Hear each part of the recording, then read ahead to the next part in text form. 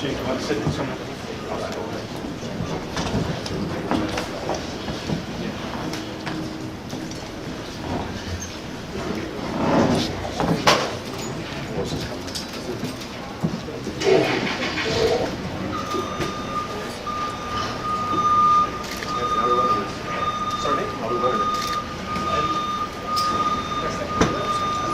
So please, we've got a couple of microphones, so raise your hands and we'll start with questions, please.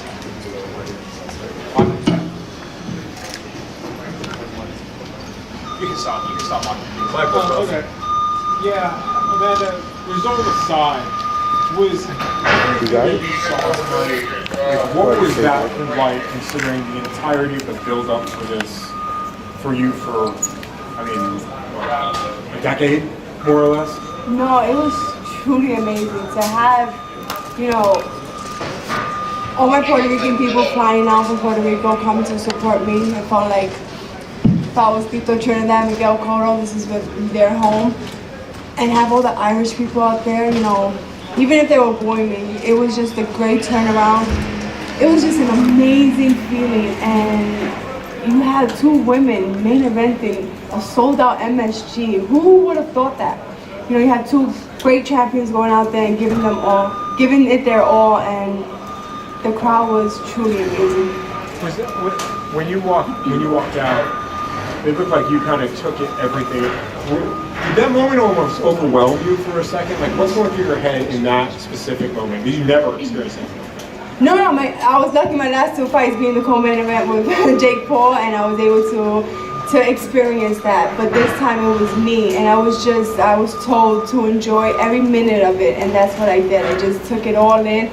And in the fight, you block out the crowd. You really don't hear that. I just hear my corner. Even though I couldn't this fight because the crowd was too loud. I couldn't even hear my sister or Jordan. It was amazing. But I'm super honored to be here to share the ring with Katie Taylor, a true champion, and to share my team. I'm truly thankful for my trainer, Jordan Maldonado, for not accepting the first fight in 2020. Because look what we made now. We made history. We made the best purse that women had made. Nakisa, Jake Paul, MVP Promotion. I am super proud to be on their team. I hope they're proud of me. I put on everything out there that I could. But, you know, it is what it is. We're very proud. Thank you. Thank you, Amanda, for a great fight. Really appreciate it. You're a true champion, and you did very well for the women's boxing, making history. And whoever comes after you will be second. You shattered the ceiling alongside Katie. So my question is, can you tell us a little about the result? Do you think you won the fight? Do you think Katie won it? What is your feeling on that, please? You know what? I really don't know. I'm in there. Of course, every fighter is gonna say that they think they won the fight, but you know, I have to sit and watch the fight again. Maybe not. I don't like to watch my fights, but I don't know. It was a great fight. That's what I wanted to do. I wanted to put on a great fight to show that women can fight, we can sell, and I'm glad that I put on a performance. I gave it what I had tonight. Then. It is what it is. First off, congrats, Amanda. It was an amazing performance. I've been in a lot of fights at the Garden. I've never heard it as loud as that. You know, this is the Mecca. It's also home to the largest school district in the country, one of the largest school districts in the world, the DOE. We've got millions of children here that hopefully tomorrow will wake up reading news about what happened here tonight. What do you think this can mean for all of the young boys and especially girls here in New York City and beyond, that such an event took place here and that you were at the forefront of that? No, it means everything. You know, I always said that if it wasn't for me, I want to continue to open the doors for young girls in the sport. I never thought that I was gonna be here making history, making the amount of money that we're making. That was like, never thought it. I always said it was for the newer generation, but I'm glad that I got to see it. And I'm always gonna perform like a champion. I'm always gonna, win, lose or draw, I'm always gonna represent myself as a woman, as a champion, as a professional. That's what I do, you know. I just hope that tomorrow they have hope and they can say, we can do that as well. You know, we put on a show. We were true champions. Both me and Katie Taylor are true champions, and we're humble fighters. And it is, man. I'm just so excited that young girls have two great role models that they can look up to and want to be like. Hey, Katie over here. In the 5th round, I think everybody in the arena thought you was about to get Katie out of there. And in the 6th, you were really able to follow up, and it seemed like you were going to get her out of there again. Did you just run out of time, run out of steam? What kind of went wrong where you weren't able to pretty much close the show? You know, Katie Taylor, she's a tough fighter. You know, she's a natural 135-pounder. I'm coming up 126.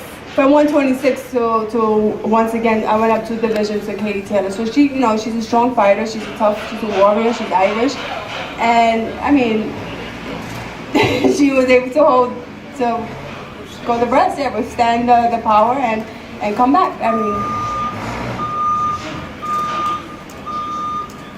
Amanda over here. First off, congratulations, fight of the year thus far. My question to you is, you seem to play cat and mouse with Katie all night. Was the game plan for you to pressure her and fight in the pocket? Yeah, it definitely was. You know, Katie, she kind of folds on the pressure, so that's what we was trying to do. But this fight, you know, I guess she's did a little bit still, but yeah, that was the game plan, to go out and give it to her. Let her feel my power. Amanda, well done on your performance. There was talk in the ring afterwards about a rematch. First of all, are you interested in a rematch? You know, I'm gonna let the team do that. You know, I'm still a champion at featherweight, so we'll see. We'll see. And can I ask Jake, is there a possibility that if there is a rematch, would you be prepared to come to Ireland to fight it? Yeah, for sure. But yeah, obviously that's up to Amanda. But I think everyone wants to see a rematch, and you know, they came to New York City, so if there is a rematch, I think it makes sense as a team to go to Ireland. If Amanda wins the rematch, would you do the third one in Puerto Rico? Absolutely. That was definitely a dream to come true. You know, I thought it was a great fight. You know, I'm super proud. I'm honored to have been, you know, the trainer for Madison, Serrano. It was an amazing fight, man. I see no losers here. I think, you know, you guys that came out in attendance, you won. It was a huge build-up, and it couldn't have went any other way. It was a back-and-forth fight. Both girls are bruised and battered, but that's what you guys paid for, and that's what everybody wanted. You wanted the #1 and 2 best in the world. You got that, and you know, Katie deserves another fight. If she wants to do it, we'll go to Ireland. We'll go right away. Let me tell you one more thing, Amanda. I'm from Puerto Rico, and I can tell you, you stopped the island like Trinidad used to do, like Kondo used to do. This is my 7th fight covering. I covered 6 photo fights here. That's the loudest I ever seen a fight. Thank you. Thank you. Yo soy una boricua orgullosa de corazón, and I wanted to give my island that, but I won't. Gracias. Amanda, the idea of fighting in Ireland, what does that do? Just in front of you, right in front of you here.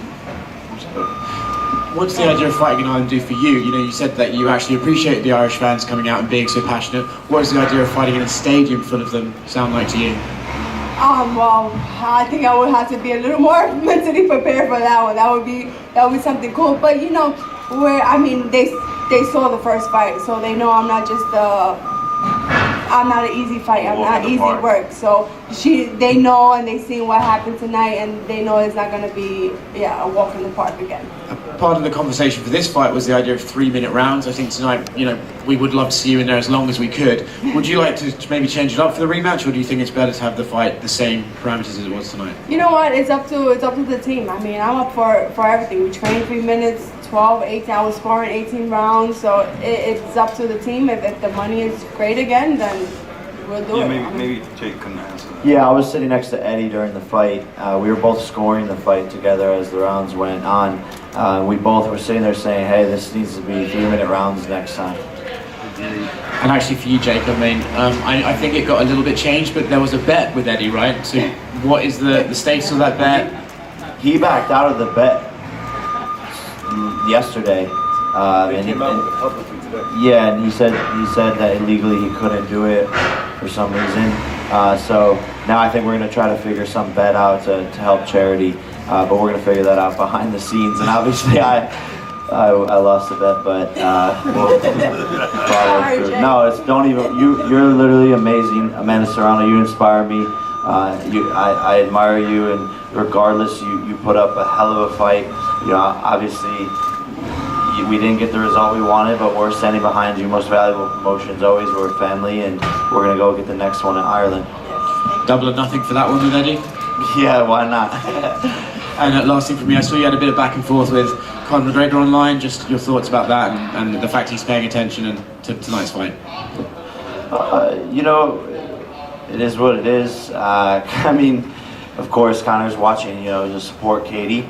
And yeah, we have a little bit of banter back and forth. But, you know, of course, he always has something to say. But he doesn't really have a place to talk, right? He doesn't want to fight in 5 years. Dana owns him. And I'm the one that got Katie Taylor a big payday, and that's his hero. So, you know, Conor McGregor's not tall enough to ride a roller coaster. And I feel bad for him, and he's ducking me. So we'll get that settled one day.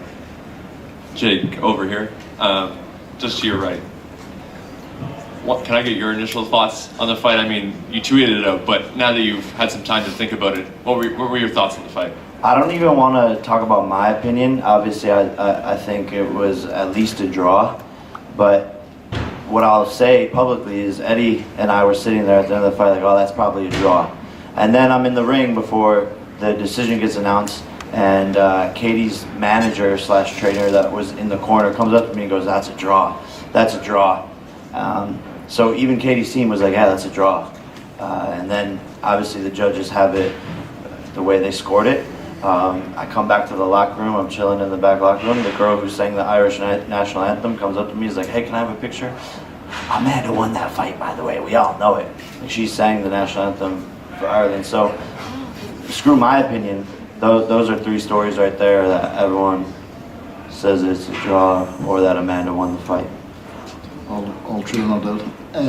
Amanda, hi. If I could just take you back to those middle rounds again. Your approach from the first bell and the first round right through was always go forward, attack, and relentless pressure that you put on Katie. Do you think, in a sense, by the time you had a chance to finish her off, maybe you would fade it a little bit as well?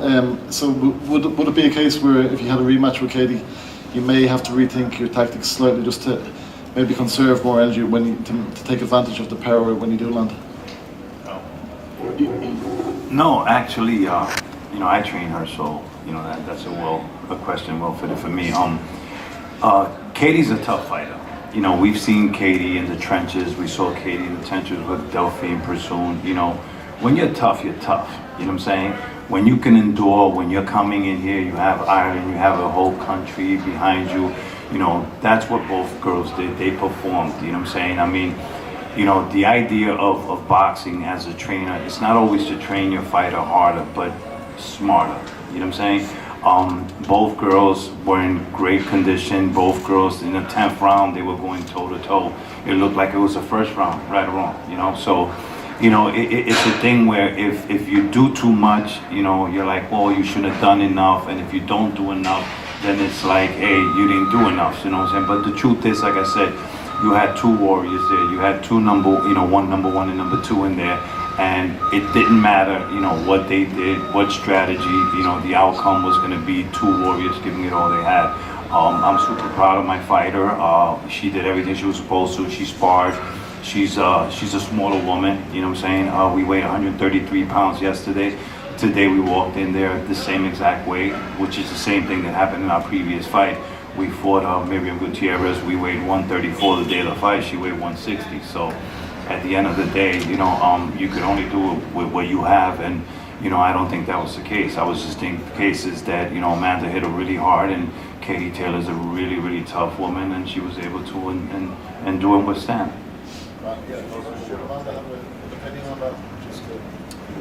Amanda.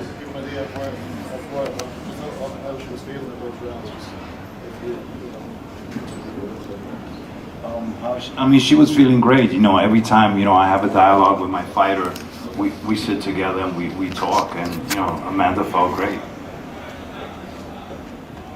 Amanda. 2 more questions, guys. Four Corners Boxing Fight Night X, congratulations. Though you didn't get the victory, congratulations on an historic night and much respect, always. You started off hot. You had a great start to it. It was looking like a stoppage was on the way, and then Katie came on late in the fight. Did you feel her power coming on late, or was it just a little gas? What happened towards 8, 9, and 10? Well, I mean, when you're in there, it's you're in a fight. So, and Katie's like my trainer said, she's a warrior. So I guess she was ready for it. But yeah, I mean, I was good. I trained hard and I was good. But she just held the punches. I mean. I just want to tell you how very proud I am of you. You know, I've seen you come from making $1,500 a fight. Yes. You know, you already know what time. You were part of our team, absolutely. Always, you still are part of my team. always. But my question is really for, I wanted to give kudos because a lot of women hating on you, you know, not really joke. And I want to give you kudos for just like really boxing serious. I don't know what's going on with the mic, but for your first fighter to be a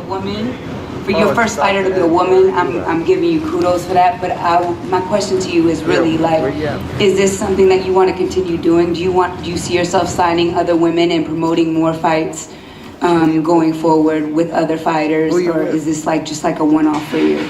No, for sure. This is the start of my promoting career alongside of Nikisa, and we want to continue to push women's boxing forward, and Amanda Serrano is helping us do that. You know, and she still has a long way to go. She's a superstar now, selling out the Garden, so she has a lot more money to grab off the table. We got to go run it back with Katie if that's what she wants to do. And yeah, maybe we can start adding more people to the roster as we scale and grow the most valuable promotions team.